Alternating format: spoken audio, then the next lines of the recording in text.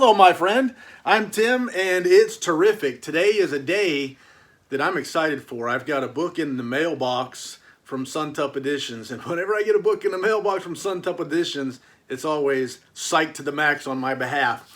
This one is called The Collector by John Fowles, and I'm going to tell you the truth this time. When it was discovered by some of the smart folks at Suntup Collector's Facebook page that The Collector by John Fowles would be one of the upcoming Suntup Editions releases, I kind of decided then that I was going to let my number go. It was sad, but I figured I didn't want to buy the book.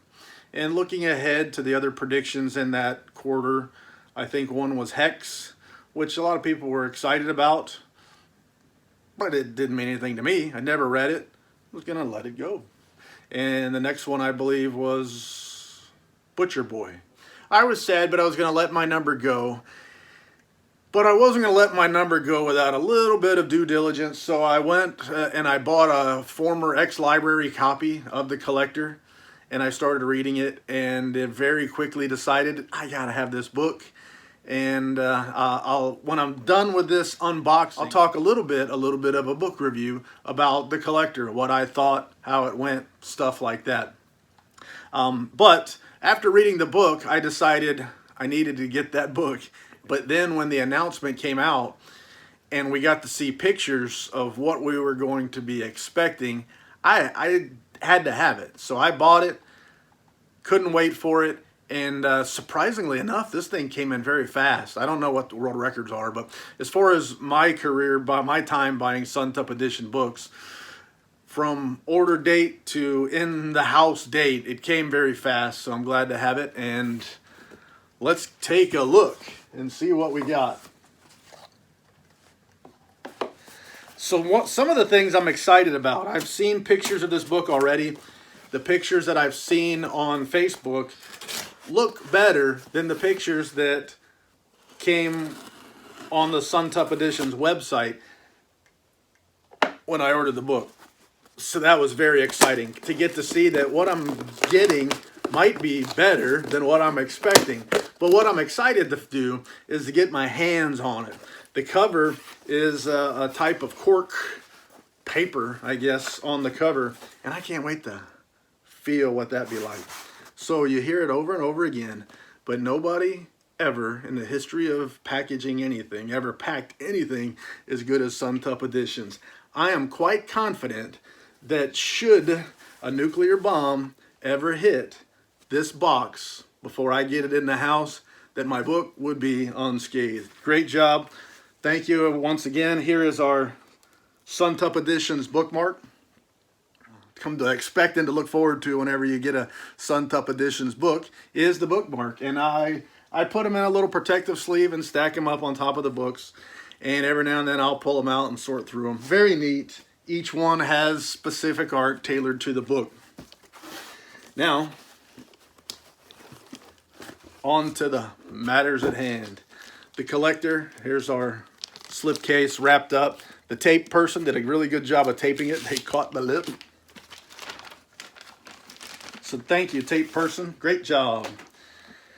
And before we go any farther, let's take a look at our slipcase that this book came in. For some of you that like to put books on the shelf the wrong way, that's what you can expect to see on your shelf. We'll put it over here where it belongs, in the Suntup Collector's shelf. That's what you can expect to see. For those of you who put them on the shelf the right way, just kidding. Do whatever you want. Don't matter to me how you put your books on the shelf. If there's one thing in this world that I hate, it's somebody who has a problem with the way somebody else puts their books on their shelves.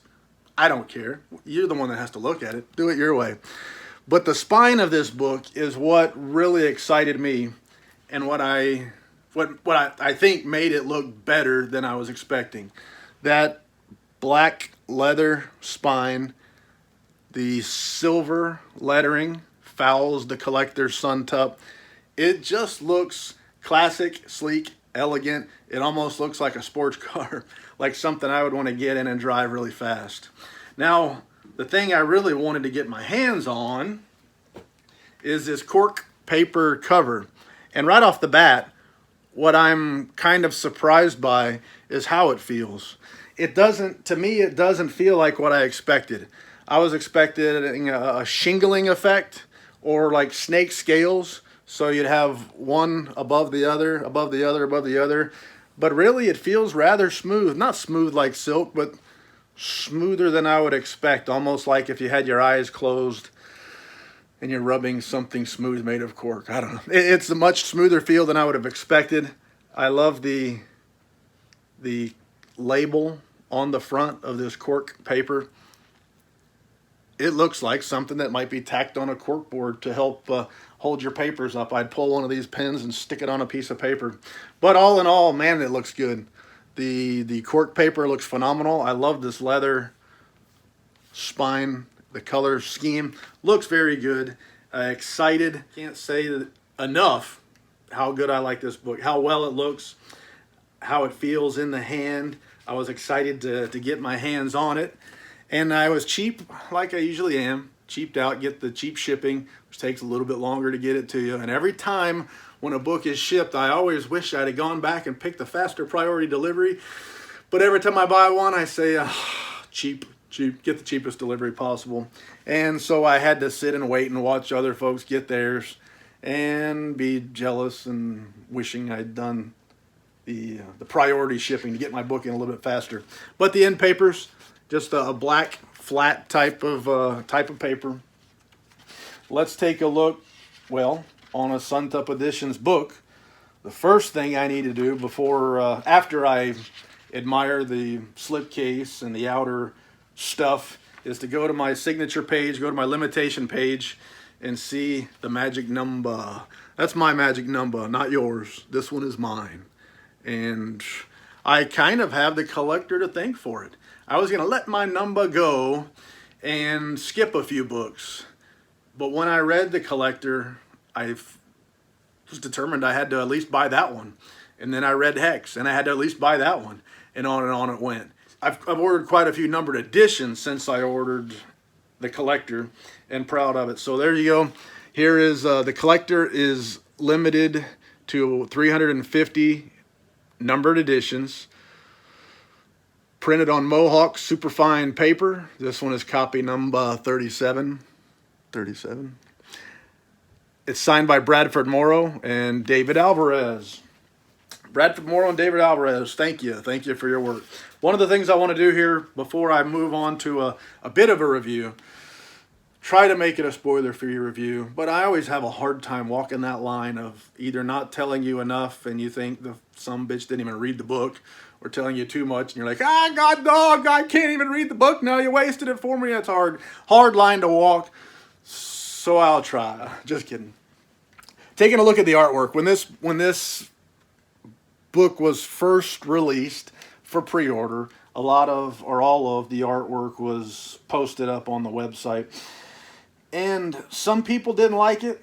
They said it was too basic, too plain, too boring, nothing exciting going on here. But when I saw the artwork, I thought it was absolutely perfect. Exactly what it should be in terms of this story. And that's one of the things that I really dig about Suntup Editions, is they seem to try to match artists, but even more importantly, art styles with the written word. And I'm no art expert, and I don't want to pass myself off as one. And I'm going to try to find all of these pictures I can. Although the way they are designed, you'll see there's large borders around the artwork. It might be easy enough for me to pass right on by it without catching it. So I'm trying to do a little bit more careful search than I ordinarily would. Because it seems as though I'm passing over some of the pictures as I search. But I like what I'm seeing. I liked what I saw when they had listed this book for sale in the beginning on opening day. It was neat. Everything about it seemed right. And holding it in my hand, it feels right.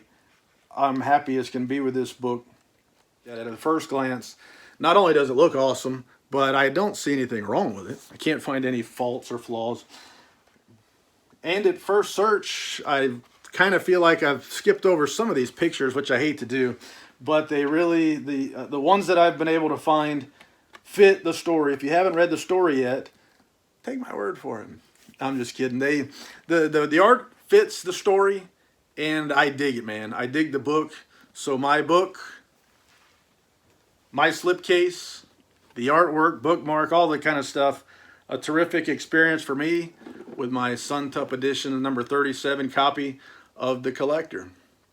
And now it's going to go in its pre-prepared, pre-designated spot on the shelf. In a prior video, I said that I was having to move my numbered editions down into the next shelf where the artist editions go, and I did for a minute, but then I kind of made some room to fit Johnny Got His Gun up here with the rest of my numbered collection, what I have to date so far anyway. But this time, I really have to do it. You can't squeeze another book in there without mashing something. So it's down in here with the artist editions. Just the way it goes. When you get so many books, you got to spill over and begin one of those in-between phases where you're trying to figure out, what do I do? So one of the things that I'm going to do is I've got an extra set of shelves in the house.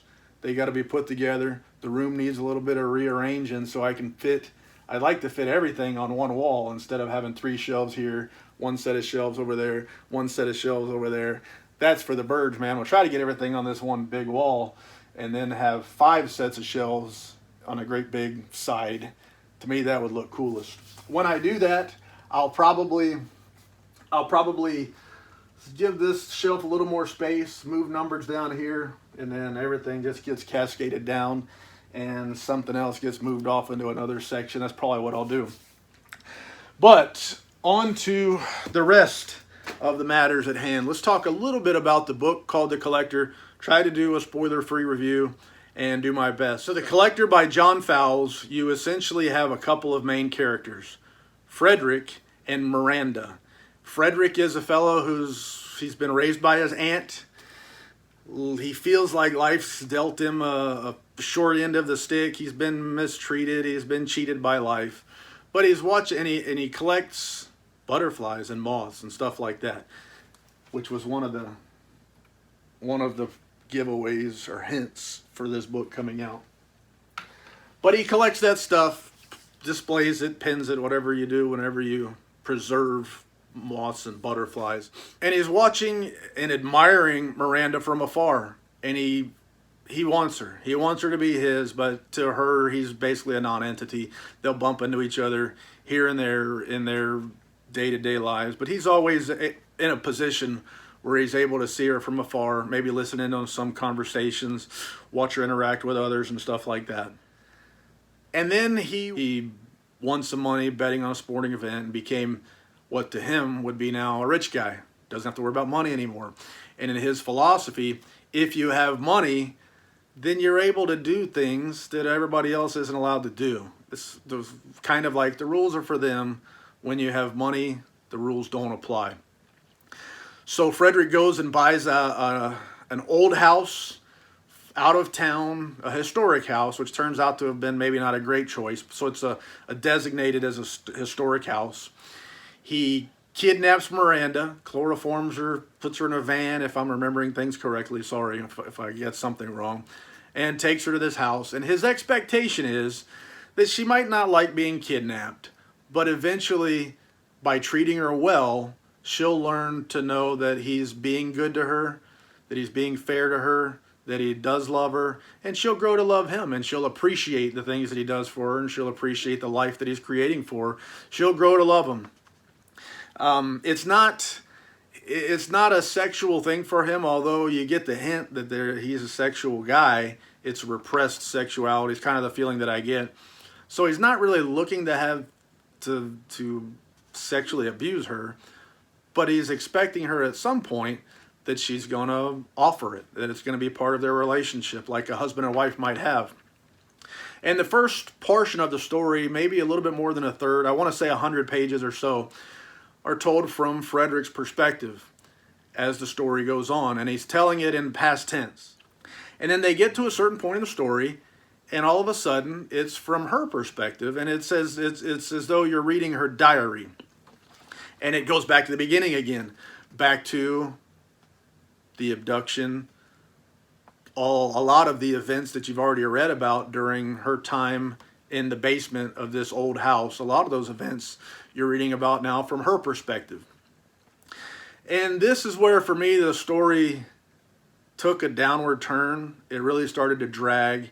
It wasn't as entertaining. It wasn't as engaging, I think, as the first 100 pages or so being told from Frederick's perspective. And so at first I was disappointed. I felt like I'd lost it, and I couldn't wait to get to the end just to finish this thing and find out the conclusion. Because when you switch perspectives, you're at a point where you feel like you're about to find out how the story ends, and you go back to the beginning as told by somebody else's perspective. Another part here that made it even worse for me is when I'm reading the story from Frederick's perspective, Miranda is idealized somewhat. You see her as a young girl that you like, not like I want to be your boyfriend or something, but a young girl that you would like, a likable young girl. But when you start getting the story from her diary, from her perspective, some of her insight, I quickly stopped liking her.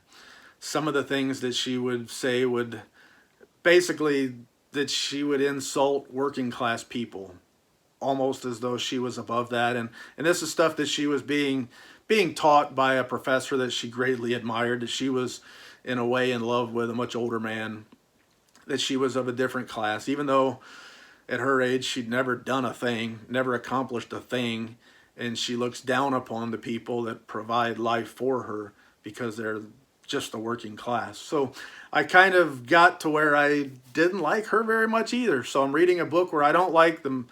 I don't like Frederick. I don't like Miranda, and that's what I'm reading about. But I start to get over that, and I start to get back into the story again. And as you move on, you get a different insight. The story that you were reading before is not necessarily the honest truth. It's from somebody else's perspective, and now you're reading it from a very different perspective. And you start to understand some of the behaviors and some of the reasoning for things to happen, some different motivations.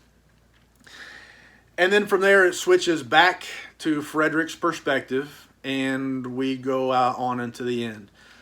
I left a lot of stuff out on purpose. Maybe I told you more than you wanted to know, I don't know. But I intentionally left a lot of important things out there that lead into the end, that lead into how this story goes. I didn't want to read this book at first, but a few people made comparisons that I liked. Some comparisons that said, okay, maybe looking at it from that perspective, I can dig it. And when it was all said and done, those comparisons were very good and true and accurate. And it left me feeling in similar ways that some of those other stories left me feeling. I won't tell you what they are because I feel like that does give too much away. So that being said, that's my impression of The Collector. If I have to rate it on a scale of 1 through 5, I'm going to cheat and give it a 4.5. I would say maybe 9 out of 10 is how I would like to rate it. And it would be an easy 5 out of 5 or 10 out of 10. But I told you it really started to drag at some point in the middle there when you switched perspectives, and I kind of felt like, oh, this again? But if I go back and reread it, I'm going to have a completely different feeling. I'm going to realize that I'm getting a different perspective of the story, that I'm getting the other half of the story. I was being told half of the story in terms of I'm hearing the story from this person's side. Now I'm hearing the same story from this person's side, and so I got the more complete story, and that's the part I learned to appreciate from The Collector. But great book. I recommend it. I can see why some folks are turned off, and I can also see why some folks won't even give it a chance. But if I recommend you give it a chance. A lot of folks that I've heard from a variety of demographics, genders, races, educational levels, when they read the book and they were all done, they said, good book. But I do know a lot of folks who are turned off by the premise, by the description and things like that, and I don't blame them. I was too. All I got to say is, after all of that, check it out. Great job, Suntup. Great job, Mr. Fowles.